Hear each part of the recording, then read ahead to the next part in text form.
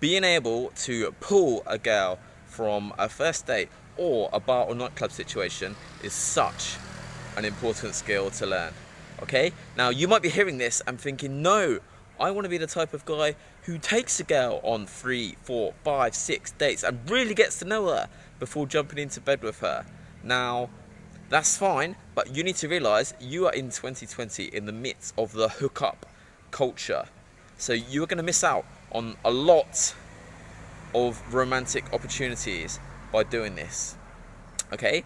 Either because she gets fed up of waiting for you to pull the trigger, or more likely, she, in between the third, fourth, fifth, sixth date, runs into some other guy who does pull the trigger. Now she starts to develop stronger feelings for him now, and all of a sudden she's not returning your texts. Okay? Sex is the number one activity that's gonna bring you two closer together and make her feel emotions that you're this amazing guy. So whether you're looking for a relationship or just to play the field, jumping into bed with her quickly and knowing how to do that is really in your best interests. This really comprises of two things. First, you need to make her think you're awesome and attracted to you enough that she wants to have sex with you. That's really important. But also, equally as important, is being able to pull her home to your place or somewhere else where you can have sex in a way that doesn't make her feel like a promiscuous hussy. Okay, now in a bar or nightclub situation especially, there are going to be loads of obstacles that stops you from making it happen, potentially. Maybe it's her annoying friends, maybe her ex-boyfriend is the DJ or something, or there's some sort of other drama that like makes it more difficult for you guys to go off together. That's why we wanted to address all of these potential obstacles in Game Academy. You will find a chapter. It's called Sexual Escalation. Alright? This chapter features 15 stories told comprehensively in ridiculous detail by me about how I managed to pull a girl either from a first date situation or a bar or nightclub back to my place usually. Sometimes it got a bit creative. All of the little things I did to make her like me enough to want to go back. All of the obstacles that almost stopped me from making it happen and how I overcame them.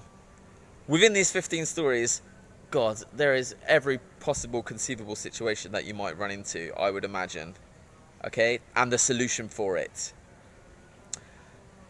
Take a look at the name of like the modules. There are some X-rated stories in there. Good, because we wanted it to be entertaining as well as informative. Yeah, okay. Coming up is the most YouTube friendly of all these modules. It's called First Bang Since Her Divorce. This is the story of some Ukrainian woman who I met on the streets of Lviv. Turned out her divorce had just finalized 2 or 3 days before. We went on a first date. She threw a ton of shit tests at me, like you can expect any lovely Eastern European woman to do. You're going to find out how I managed to overcome these shit tests, pull her back to my place for an amazing time. Remember, Game Academy comes on June 2nd. Enjoy the free preview, and I'll speak to you real soon. The 3 potential hurdles that happened and could have derailed everything, and how I got around it, and how you can potentially do the same. The bad filming is because I'm carrying a big suitcase, but it's the words that come out my mouth that are important anyway.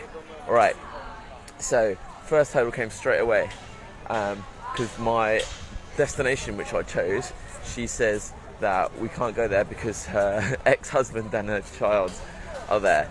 Okay, so I'm like, well, I don't really know any other places, and so she starts leading me to, you know, oh, there's loads of places in the centre, let's go find some.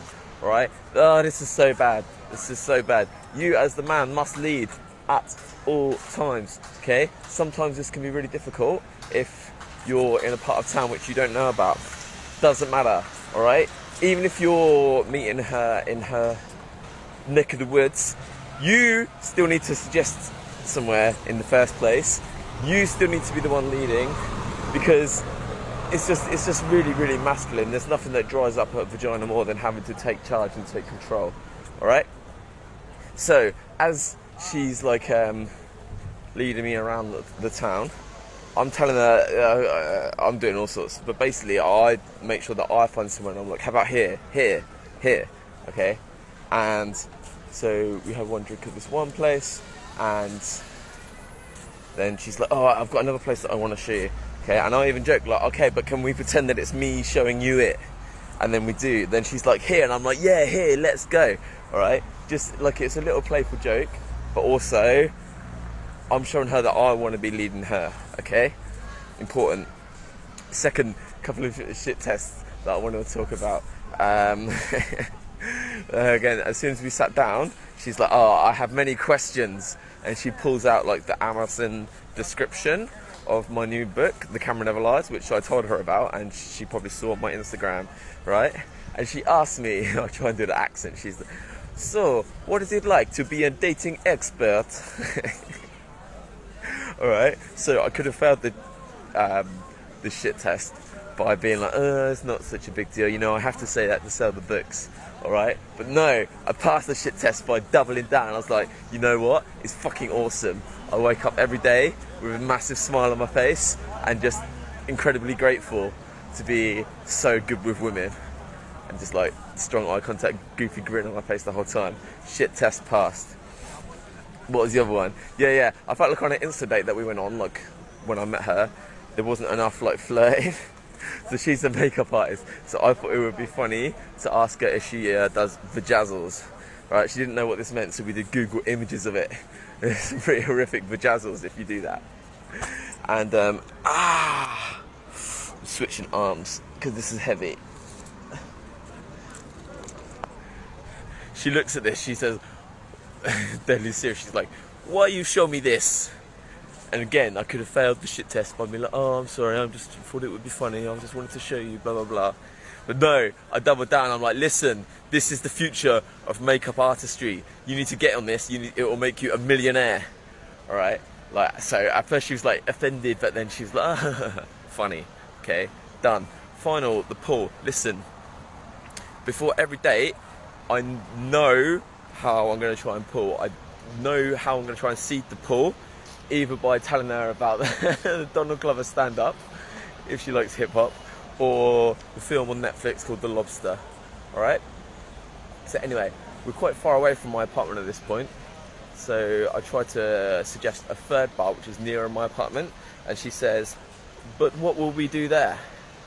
Okay, so at that point I'm like, okay, she doesn't want to go to a third bar, so I'm like, no, fuck it, we're going to my apartment to watch The Lobster, which I'd already done my rant about how awesome that film is. Okay, really quickly, it's good to use that film because not many people have seen it, and it's really easy to do a rant about how good it is. Alright, just look at the plot on IMDb and practice talking about that plot really enthusiastically. Colin Farrell, he has a dilemma, blah, blah, blah, blah.